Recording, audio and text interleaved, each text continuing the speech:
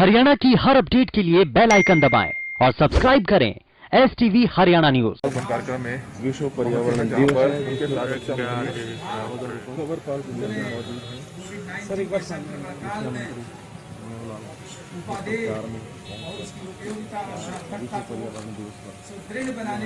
देखिए मित्रों, आज 5 जून विश्व पर्यावरण दिवस है और विश्व पर्यावरण दिवस का वैसे तो हर वर्ष ही महत्व होता है, लेकिन इस वर्ष जैसा हमको एक ऐसे संकट में से निकलना पड़ा, महामारी कोरोना के कारण से जो ऑक्सीजन की कमी, इसका आभास सर्वविदित ऐसा सबको हुआ है।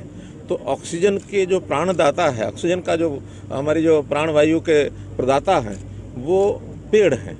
पेड़ पौधे, इनको बढ़ाना, इनको सुरक्षित रखना और इनके लिए हर व्यक्ति को जागरूक करना एक बहुत बड़ा एक विषय है।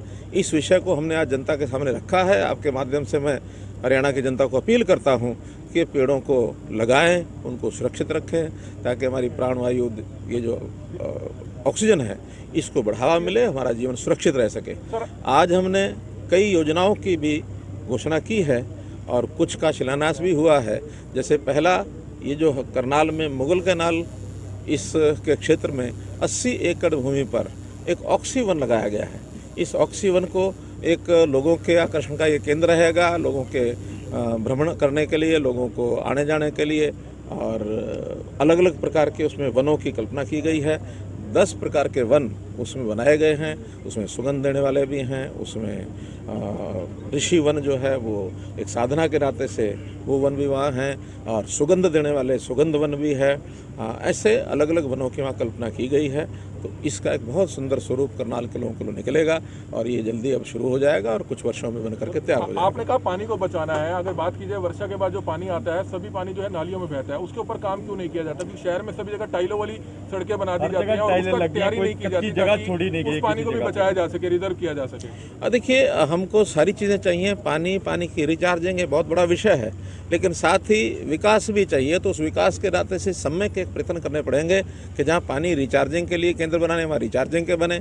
जहाँ आखिर नालियाँ, गलियाँ पक्की, ये भी चाहिए, वरना इस पानी के कारण से जो कीचड़ होता है, फिर वही हमारी लिए एक बड़ी समस्या का कारण भी बनता है। इसलिए पानी की रिचार्जिंग के केंद्र अलग बनाए जाएंगे। पूरे हरियाणा में हमने तालाब जो हैं, पहले हमारे जो तालाब होते थे, पानी का जो इकट्ठा होता था बरसात का, उसमें रिचार्जिंग भी होती थी। अब संयोग ऐसा है कि पिछले कई वर्षों से तालाबों की सफाई नहीं होती।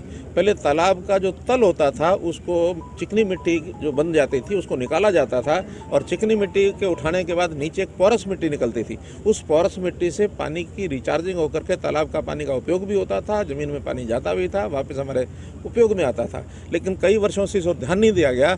हमने पिछले 2 वर्ष पहले एक तालाब प्राधिकरण बनाया है हरियाणा के अंदर। 14,000 तालाब आज गिरफ्तारियां दे रहे हैं। राकेश टिकैत, गुरनाम सिंह चढ़ूनी, पिछला जो घटनाक्रम हुआ देवेंद्र बबली वाला, किस तरीके से देखते हैं आप? मैंने अपील भी की है और मैं मानता हूं कि जो भी कुछ इस प्रकार के आंदोलन में वो कार्य करें, वो एक प्रकार से लॉ एंड ऑर्डर को ख़राब न करें, शांतिपूर्वक तरीके से करें, अहिंसा इस नाते से को ध्यान रखें। तो शांतिपूर्वक करने वाले प्रदर्शन को हम नहीं रोकेंगे, लेकिन अगर कहीं लॉ एंड ऑर्डर की स्थिति बिगड़ती है तो उसको संभालने के लिए हमें कुछ आज के इस कार्यक्रम को न होने के लिए किसानों ने चेतावनी दे रखी थी। सभी इलाकों को सील किया गया, अतिरिक्त सुरक्षा बल यहाँ पर लगाया गया, रैपिड एक्शन फोर्स लगाई गई और कार्यक्रम भी 1 घंटा हालांकि देरी से था, आप भी पहले आए हैं, तो क्या लगता है? देखिए, ये प्रशासन का काम है। प्रशासन जैसा करता है हम उसके हिसाब से ही करते हैं। तो आखिर कोई भी सुरक्षा के काम में प्रशासन की बात को हम सर्वोपरि मानते हैं। एक करके ब्लैक फंगस को लेकर क्या तैयारियां की गई? इंजेक्शन की काफी कमी है सर। देखिए, ब्लैक फंगस जिस गति से प्रारंभ में आज से 8 दिन पहले शुरू हुआ था, अब वो काफ़ी कंट्रोल में आ गया है। अब लगभग 600 के आसपास पेशेंट्स सभी हॉस्पिटल में, मेडिकल कॉलेजेस में हरियाणा में हैं, जो पिछले 3-4 दिन से स्थायी है। और विशेषज्ञों का मानना है कि ये अपने आप में नहीं बढ़ता, ये तो केवल आफ्टर इफेक्ट है कोविड की। जो लोग प्रभावित हुए, उससे जो पॉजिटिव हुए, उसका दवाइयों का, अन्यथा कुछ इलाज का, या जो कोमॉर्बिडिटीज़ के जो पेशेंट्स थे उन्हीं में ये आफ्टर इफेक्ट है। लेकिन अब इसका कंट्रोल हो गया है। कंट्रोल माने दवाइयाँ भी इसकी उपलब्ध हो गई हैं, जो पहले प्रारंभ में संकट था अब दवाइयाँ आने लग गई हैं। कल भी हमको इंजेक्शन इसके मिले हैं, 8,000 इंजेक्शन हमारे पास आ गए हैं और आगे भी उसकी उपलब्धि ज़्यादा बढ़ेगी, जैसा हम मांगे वैसा मिलता रहेगा। केंद्र सरकार और राज्य ने एक बयान दिया, उन्होंने कहा है कि आप प्रधानमंत्री से जो मुलाकात करके आए उनकी आंखों पे आपने चश्मा चढ़ा दिया, प्रधानमंत्री जी की आप जीवन दान ले आए।